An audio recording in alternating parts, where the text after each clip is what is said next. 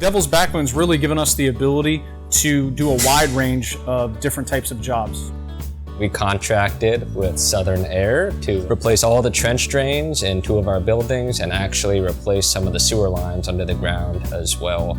We're typically putting anything between 30 degrees and 180 degrees down the drain, so these drains get a lot of abuse. Not an easy job, to say the least.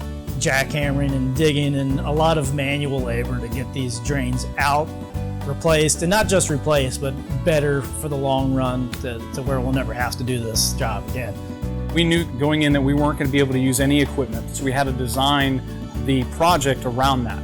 The longest run we had was over 250 feet, and it was roughly about 3 feet deep, all hand dug underneath the concrete foundation. It was grueling. My heart goes out to those souls who spent many hours in the trenches digging and busting away the shale.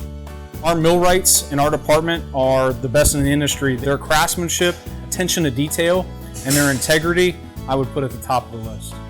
I would say Southern Air has been in the forefront of our minds as a contractor to go to, whether it's mechanical, electrical, engineering, and I look forward to working with them again in the future.